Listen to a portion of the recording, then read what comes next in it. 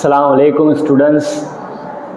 आज हम 10वीं क्लास वालों के लिए चैप्टर नंबर 3 से एक्सरसाइज 3.2 लेकर आए हैं। और ये जो भी हम स्टडी कर रहे हैं, जो भी हम एक्सरसाइज एग्जाम्पल्स वगैरह कर रहे हैं, मैं आपको बता दूं कि ये हम नए सिलेबस के अकॉर्डिंग कर रहे हैं, ठीक है। इसलिए अगर आप ओल्ड बुक लेकर बैठे और वहाँ पर आप 3.2 देखेंगे तो वो क्वेश्चंस कुछ आपको अलग दिखेंगे, है ना। 3.1 के क्वेश्चन दिखेंगे।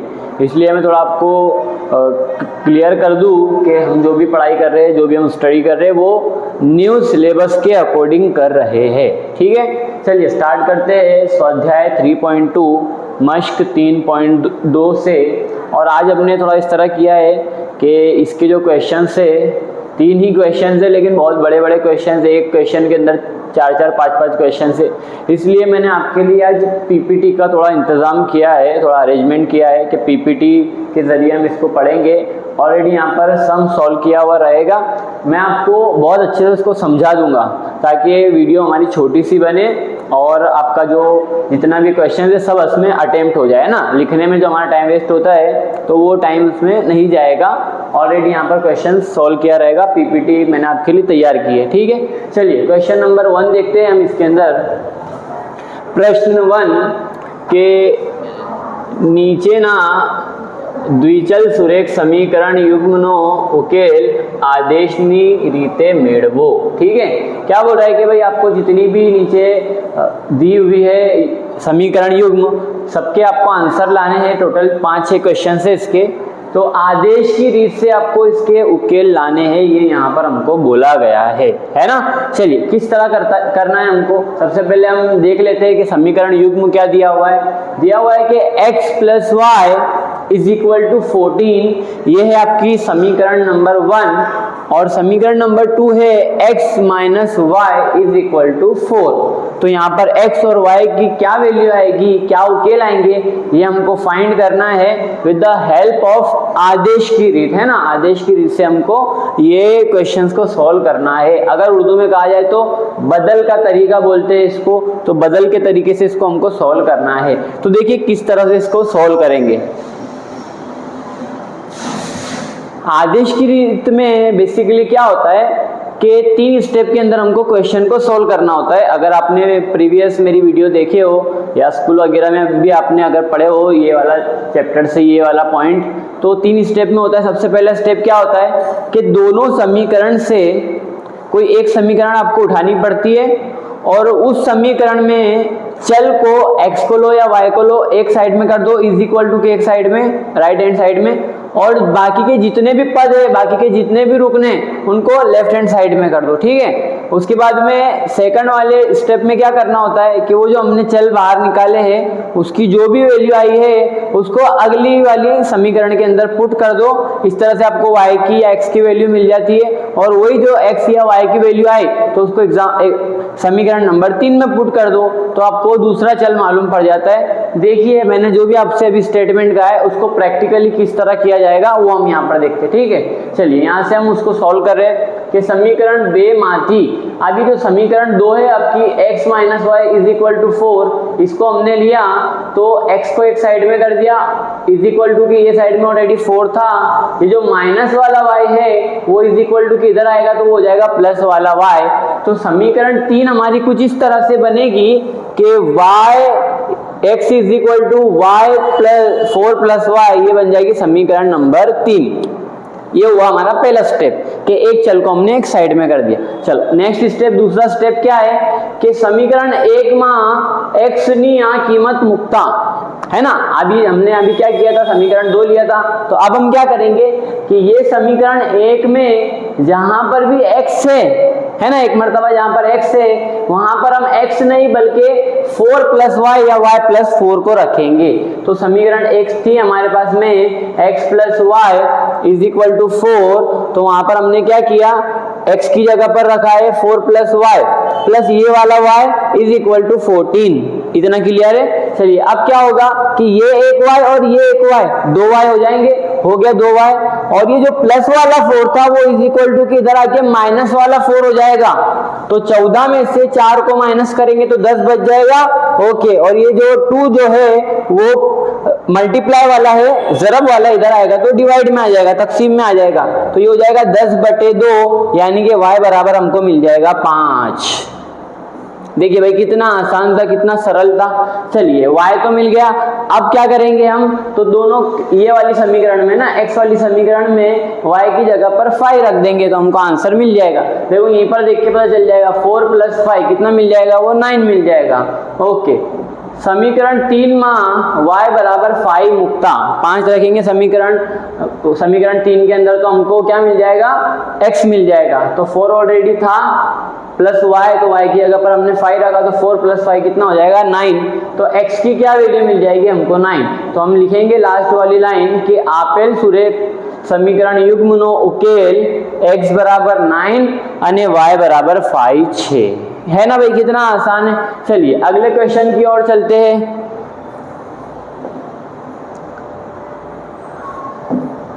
क्वेश्चन नंबर 2, प्रश्न नंबर 2, s - t = 3 और अच्छा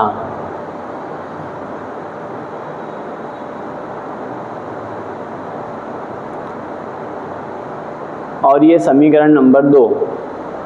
ओके,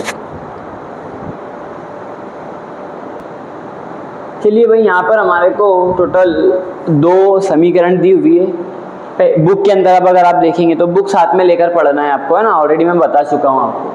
पहली समीकरण दी हुई है कि s - t = 3, तो इसको तो हमने सीधी समीकरण है, इसलिए हमने इसको कंसिडर कर लिया कि समीकरण 1 है। आपको बुक में समीकरण नंबर 2 ये दी हुई है कि s के छेद में 3, s/3 प्लस t/2 = 6, ये समीकरण 2 दी हुई है। लेकिन हम इसको क्या करते हैं कि सीधी सुरेख समीकरण बना लेते हैं पहले, है ना। तो सुरेख समीकरण किस तरह बनेगी कि देखो 3 और 6 का एलसीएम जो निकलेगा वो 6 निकलेगा, है ना। लेकिन 6 कैसे निकलेगा कि यहाँ पर हमको 3 से मल्टीप्लाई करना पड़ेगा। थोड़ा लिख के बता देता हूँ क्या और क्लियर हो जाए आपको। यहाँ पर मुझे 2 से मल्टीप्लाई करना पड़ेगा, तो यहाँ पर 2 से, तो ये हो जाएगा 3 दूनी 6, और यहाँ पर t के साथ में 3 से मल्टीप्लाई करना पड़ेगा, तो ये भी हो जाएगा 2 के साथ में 3 का मल्टीप्लाई, तो ये भी हो जाएगा 6 और ये भी हो जाएगा 6। ठीक है, तो t जो था वो 1 था, अब कितना बन गया, 3t बन गया, और s जो है वो 1 था, वो कितना बन गया, 2s बन गया। इसलिए मैंने यहाँ पर लिखा हुआ है 2s + 3t। ठीक है, अब ये जो बटे में छेद में 6 हुआ एलसीएम का, तो वो 6 जो है वो तकसीम में था, डिवाइड में था, इधर जाएगा तो मल्टीप्लाई करेगा 6 के साथ, तो हो जाएगा 6 का पारा 6 तक पढ़ते तो 36 होता है ना भाई। ये स्टेप समझ में आया किस तरह किए तो हमने। तो इस तरह ये समीकरण नंबर 2 बनी है, 2s + 3t = 36। आपको बुक में ये वाली समीकरण दी हुई है, लेकिन हमको पहले उसको इस तरह कन्वर्ट करना पड़ेगा। एलसीएम 6 लेके जो छेद में 6 आएगा उसको = के वो साइड भेजेंगे, तो वो 6 के साथ मल्टीप्लाई करेगा तो हो जाएगा 36। ठीक है, चलिए आगे। अगले में क्या किया है कि स्टेप नंबर 1 समीकरण 1 माथी, अभी समीकरण जो 1 जो है आपकी s - t = 3, तो उसको हमने लिया है जिसमें से s को एक साइड में कर दिया है, = के वो साइड में t माइनस वाला जाएगा तो हो जाएगा प्लस में t, तो इधर हो जाएगा 3 + t या t + 3 वॉटेवर कुछ भी ले सकते हैं ना। तो ये बन जाएगी आपकी समीकरण नंबर 3। चलिए आगे क्या करना है देखिए, तो आगे स्टेप नंबर 2 के अंदर समीकरण 2 में s नी यहाँ कीमत मुक्ता।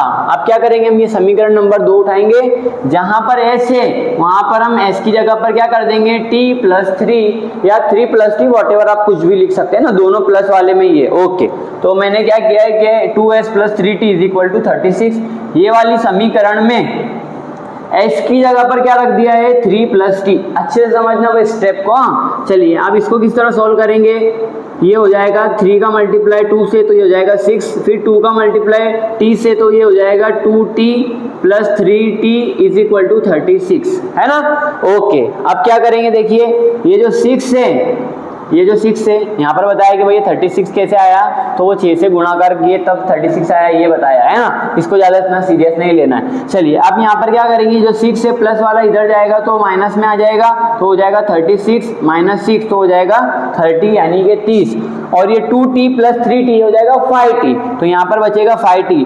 अब 5 जो है वो गुणाकार कर रहा है t के साथ, बराबर के इधर आएगा तो भागाकार करेगा, है ना, तो ये हो जाएगा 30/5, तो 5 1 5 5 36, तो t की क्या वैल्यू मिल गई हमारे को 6 है ना। चलिए आगे बढ़ते थोड़ा सा, और अब हम देखेंगे कि हमको s की क्या कीमत मिल रही है, तो हम लिखेंगे कि भाई t की जो कीमत मिली हमको 6, उसको हम रखेंगे समीकरण नंबर 3 में, ये समीकरण के अंदर उसको पुट करना है ना। चलिए तो s = 3 + t ये वाली समीकरण में रखना है, t की जगह कितना रखना है 6, तो 3 + 6 कितना हो जाएगा 9, तो s की क्या वैल्यू मिली हमको 9। इस तरह से यार समीकरण युग्म ना बेउकेलो, s = 9 और t = 6।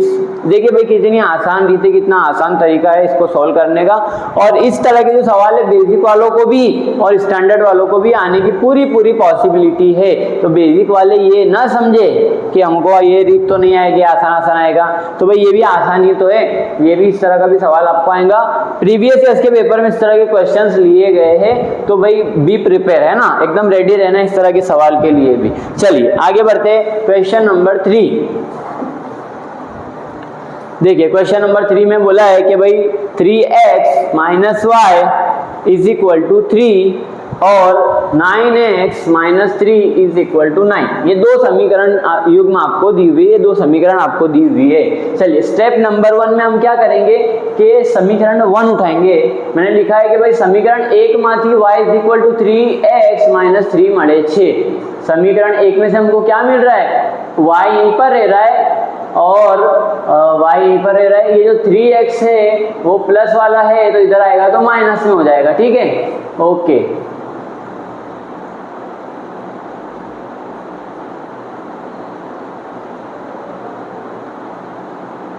नहीं सॉरी, हाँ देखो यहाँ पर क्या हुआ है, ओके बता रहा हूँ मैं, ये y तो माइनस वाला था, यहाँ प्लस में क्यों है आप लोग सोच रहे होंगे, ओके।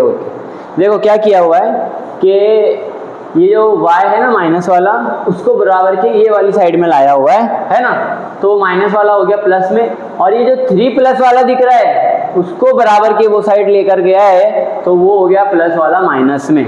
देखो y को आप इधर से लिखो या इधर से लिखो, साइन उसका चेंज हो जाएगा, वो अपनी साइड से हट गया है। 3x जो है वो एज इट इज है, और ये जो 3 है प्लस वाला वो माइनस वाला हो गया है, और y जो माइनस वाला था वो प्लस वाला हो गया है, उनकी हेरा फेरी कर दी इसलिए, है ना। चलिए ये हो गया आपका स्टेप नंबर 1। अब ये स्टेप नंबर 2 कि समीकरण 2 में y की ये वैल्यू रखने पर, तो समीकरण 2 क्या है, 9x - 3y = 9, ठीक है, 9x - 3 एज इट इज रखा है, y की जगह पर हम रखेंगे 3x - 3, 3x - 3 = 9, ऑलरेडी 9 था यहाँ पर, है ना। चलिए अब इसको किस तरह सॉल्व करेंगे वो देखिए, 9x एज इट इज लिखा है, माइनस भी एज इट इज लिखा है, ये हो जाएगा 3 3 9, तो ये हो गया 9x, फिर प्लस माइनस हो जाएगा प्लस, और ये हो जाएगा 3 3 9 = 9। भाई समझ में आया किस तरह किए, तो 9x एज इट इज, इन दोनों का पहले मल्टीप्लाई होगा तो plus minus 3 3 9 x minus plus 3 3 9 = 9 तो ऑलरेडी था, है ना। देखिए प्लस वाला 9x और माइनस वाला 9x दोनों आपस में कट जाएंगे, बिल्कुल कट जाएंगे, क्या बचेगा 9 = 9, ये बचेगा यहाँ पर, है ना, 9 = 9। तो ये सवाल तो देखिए एकदम अपवाद के जैसा हो रहा है। क्यों अपवाद के जैसा हो रहा है, क्योंकि इसको हमको देखना पड़ेगा कि भाई ये क्या है एक्चुअल में। तो देखो ये है 3 के अपॉन में 9, यानी 1/3 बोल सकते हैं, A1/A2 लिख के बताता हूं मैं आपको।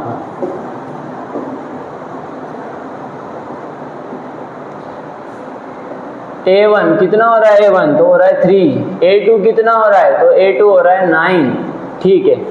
उसके बाद में B1 कितना हो रहा है, तो हो रहा है -1,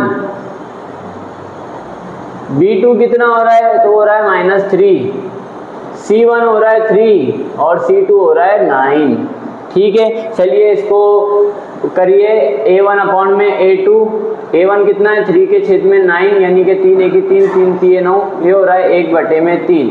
भाई ये माइनस कटेगा, ये भी 1/3 हो रहा है क्या, b1/b2, तो ये भी हो रहा है 1/3, ओके, और ये भी 3 1 3 3 3 9, तो ये C1/C2 भी हो रहा है 1/3। तो ये तीनों आपस में बराबर हो रहे, A1/A2 is equal to B1/B2 is equal to C1/C2, है ना, तीनों आपस में बराबर हो रहे। इसका क्या मतलब है, तो थोड़ा पीछे जाइए, जब हमने चैप्टर को स्टार्ट किया था हमने तब कहा था कि अगर इस तरह की सिचुएशन क्रिएट हो, इसका मतलब है कि आलेख के ऊपर इसके जो रिजल्ट मिलेंगे, इसके जो परिणाम मिलेंगे वो समपाती रेखा मिलेगी, मुंतबिक खतूत मिलेंगे, और उसमें उकेल कितने मिलते हैं, तो अनन्य उकेल मिलते हैं ना, अनंत उकेल मिलते हैं, लामहदूद इन्फिनिटी उकेल मिलते हैं। तो y x की कीमत के लिए ये भी सही है, y की कीमत के लिए ये भी नंबर सही है, और इसके डिफरेंट उकेल आ सकते हैं, वैल्यूज आ सकती है। इस तरह ये थोड़ा अपवाद स्वरूप का क्वेश्चन था हमारे सामने। इस तरह की हमने एग्जांपल भी किए, अगर आपको याद है तो, है ना। चलिए आगे बढ़ते हैं थोड़ा। Question number 4, 0.2x plus 3y is equal to 1.3, ये समीकरण नंबर 1, और समीकरण number 2 0.4x plus 0.5y is equal to 2.3, और ये समीकरण नंबर 2। यहाँ पर थोड़ा कुछ एडिटिंग हो गया है, वो आप बुक में देखिए, आपको समझ में आ जाएगा। सिर्फ इतना 0.5y और यहाँ पर इज इक्वल टू 2.3, और ये समीकरण नंबर 2 है ना। चलिए मैंने यहाँ पर क्या किया है, यहाँ पहले लिखा है मैंने कि आवश्यक नहीं है ना, मतलब ऐसा कंपलसरी नहीं है, परंतु सरलता खातर आपने बन्ने समीकरण ने 10 वड़े गुणिए अने नीचे मुजब ना समीकरण मेळवीए। देखो ये जरूरी नहीं है, कंपलसरी नहीं है, लेकिन वो जो पॉइंट दिख रहा है, अशारिया दिख रहा है ना, दशांश जिसको हम बोलते हैं, वो हमको हटाना है। क्योंकि क्या होता है कि हमको रीत आती है, क्वेश्चन हमको सॉल्व करना आता है, लेकिन अगर दशांश वाला यानी अशारिया वाला पॉइंट वाला क्वेश्चन आ जाए तो हम कंफ्यूज हो जाते हैं कि भाई अब किस तरह करेंगे। तो देखो 0.2 को अगर मैं 10 से मल्टीप्लाई करूंगा तो मुझे 2 मिल जाएगा पूरा। ओके, बता देता हूं आपको ये जरा मैं,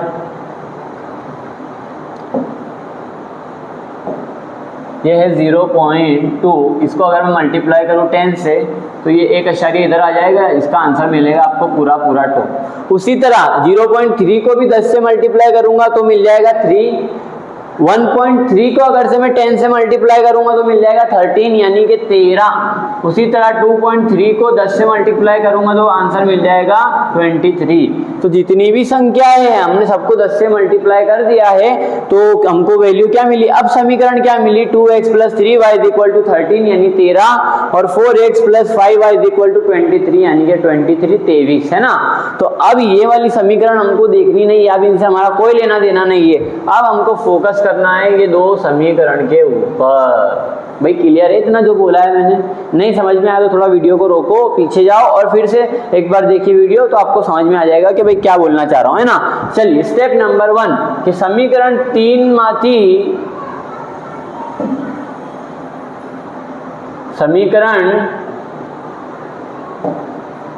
माथी ये जो समीकरण नंबर 3 है उसमें से हमको x की वैल्यू मिल जाएगी 13 माइनस 3y अपॉन में 2, ये हमको मिलेगा। कैसे, वो देखो 13 एज इट इज अपनी जगह पर है, ये जो 3y है प्लस वाला इधर जाके माइनस 3y हो रहा है, और x के साथ में 2 गुणाकार कर रहा है, छेद के इधर आएगा बराबर के उधर आएगा तो बटे में आ जाएगा, छेद में आ जाएगा।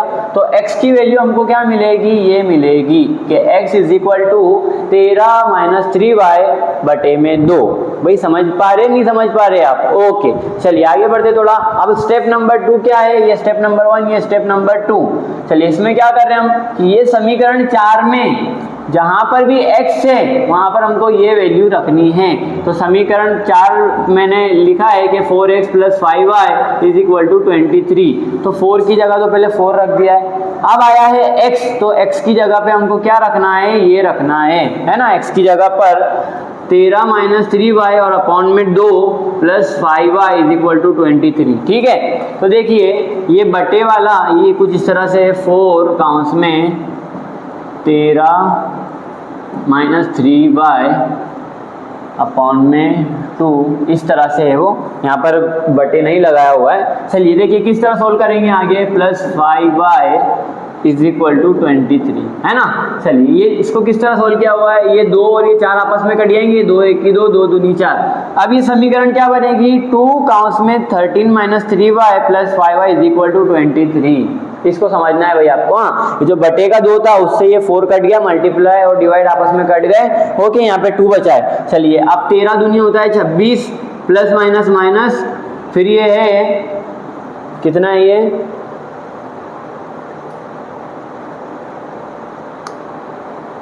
ये y है। हाँ भाई सॉरी, ये 0 लिखा हुआ है, ये y है।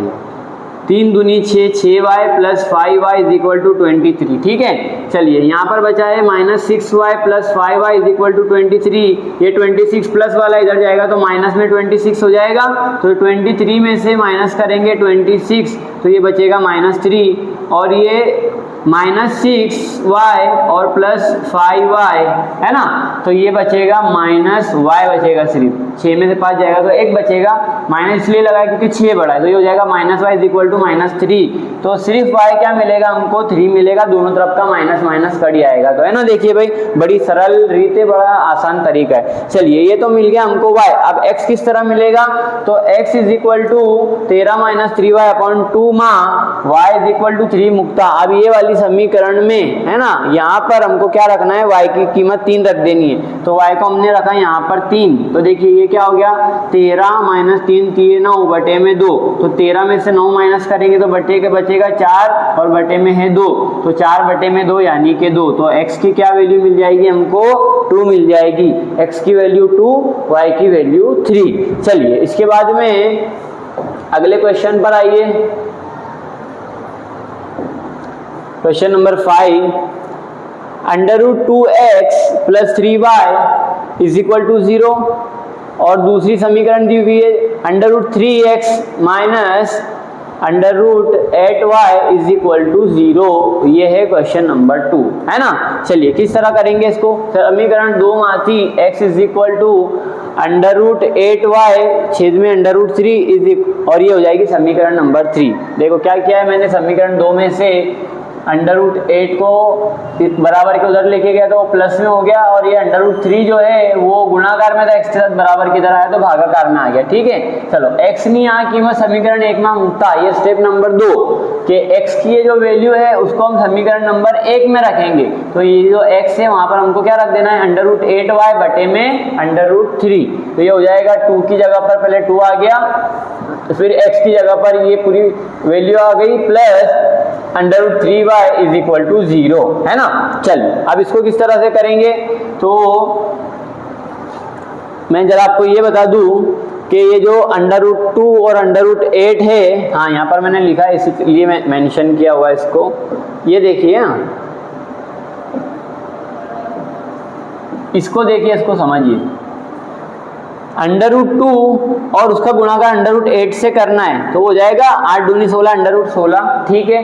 फिर √16 को हम बाहर निकालेंगे, वो एक क्या है, कामिल मुरब्बा है ना, यानी कंप्लीट स्क्वायर है, वो पूर्ण वर्ग, तो वो हो जाएगा 4 हो जाएगा, है ना। देखिए √2 को √8 से गुणाकार किया, दोनों का मल्टीप्लाई होगा ना काउंस में, तो हो जाएगा √16, और √16 को जब हम बाहर निकालेंगे तो वो बन जाएगा 4, ठीक है। इसलिए यहाँ पर लिखा है 4y और बटे में √3 plus 3√3y is equal to 0।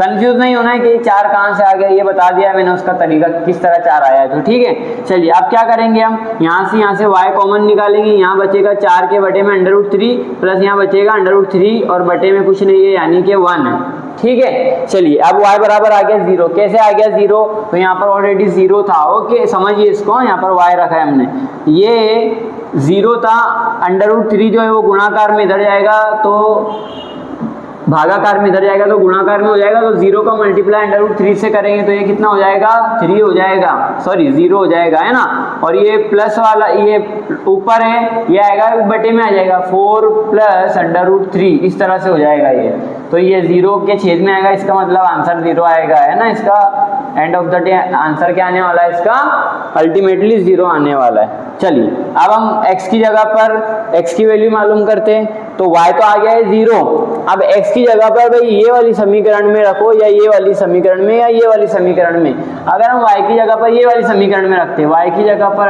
√8 और y की जगह पर हम रखेंगे 0 और बटे में रखेंगे √3, तो इसका भी पूरे का आंसर क्या होने वाला है 0। कैसे वो आप समझदार है, समझ रहे हैं ना कि 8 √8 के साथ 0 का गुणाकार करेंगे तो 0 ही आंसर आने वाला है, और 0 के छेद में √3 यानी कि 0, तो x और y दोनों की वैल्यू क्या मिलेगी हमको 0 मिलेगी, है ना। चलिए आखिरी क्वेश्चन इस क्वेश्चन नंबर 1 का, 3x बटे 2 माइनस 5y बटे 3 इज इक्वल टू -2। तो इसको मैंने थोड़ा रीअरेंज किया है और उसको मैंने बना दिया है 9x minus 10y is equal to -12। कैसे, तो ये क्वेश्चन नंबर 2 या 1 था ना, उसकी तरह ही है कि इन दोनों का एलसीएम वो 6 आएगा। ओके, तो 6, ये 6 कैसे बनेगा, तो यहाँ पर 3 से मल्टीप्लाई करने पड़ेगी, तो हो जाएगा 3 3 9, है ना, माइनस ये तो 3 है, इसको 2 से मल्टीप्लाई करेंगे तो 6 बन जाएगा, नीचे 2 से मल्टीप्लाई किया तो ऊपर भी करना पड़ेगा, तो ये हो जाएगा 5 दूनी 10, तो ये हो जाएगा 10y।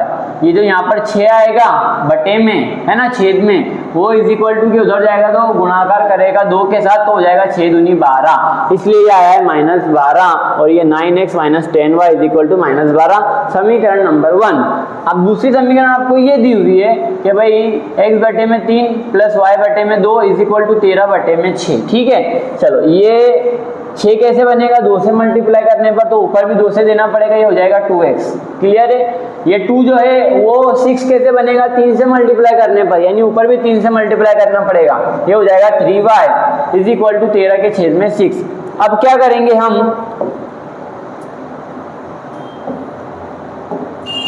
ये जो एलसीएम का 6 आया वो बराबर किधर आके यहाँ पर आ जाएगा, बिल्कुल आ जाएगा, तो ये 6 से ये 6 कट जाएगा, सिर्फ कितना बचेगा 13, इसलिए ये बनेगी आपकी समीकरण नंबर 2, है ना। चलिए स्टेप नंबर 1 क्या है, समीकरण 1 माथी, अभी जो समीकरण नंबर 1 है उसमें से हम क्या करेंगे, -12 अपनी जगह पर है, ये -10y जो है वो बराबर किधर आके +10y हो जाएगा, और ये 9 जो है वो गुणाकार में x के साथ बराबर किधर आके भागाकार में, तो x की नवी ये वैल्यू मिल जाएगी समीकरण नंबर 3 में।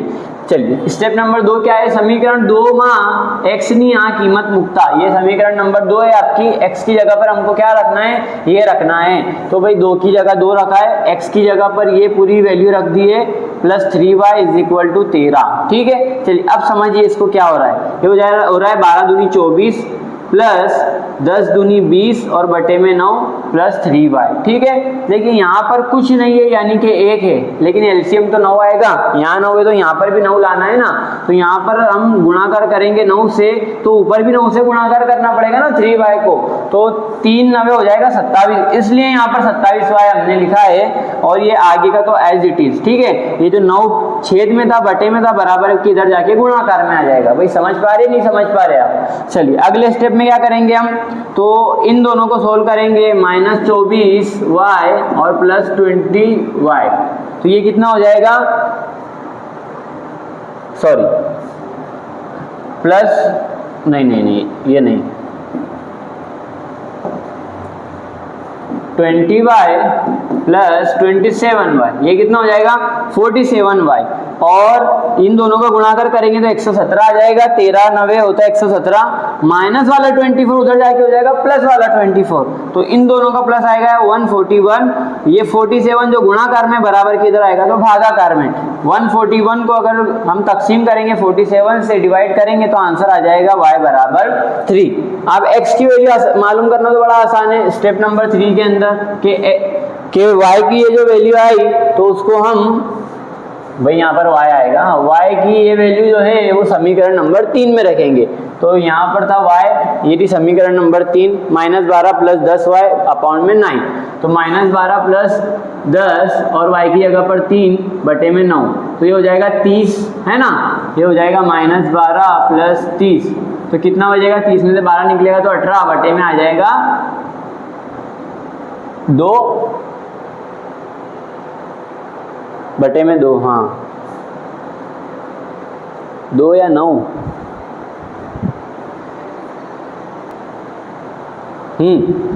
9 है भाई, यहाँ पर 9 है, तो ये हो जाएगा 18 बटे में 9, तो 9 1 ही 9, 9 दूनी 18, तो x की क्या वैल्यू मिल जाएगी हमको 2, इसलिए x की वैल्यू 2 और y की वैल्यू 3, है ना। इस तरह से हमने इस क्वेश्चन को भी सॉल्व कर लिया है।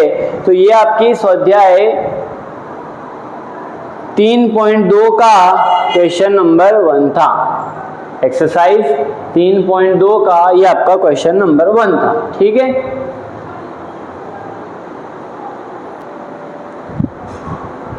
तो इस वीडियो के अंदर काफ़ी शायद 30 मिनट की वीडियो हो गई है, इसलिए इस वीडियो में यहीं तक रखते हैं हम। अगली वीडियो जल्दी आपके लिए लाएंगे। इसके अंदर हम क्वेश्चन नंबर 2 इस एक्सरसाइज का, क्वेश्चन नंबर 3 वो दोनों को हम सॉल्व करने की कोशिश करेंगे। ठीक है, चलिए अपनी दुआओं में मुझे याद रखिएगा। मैं हूँ आपका सुल्तान सर।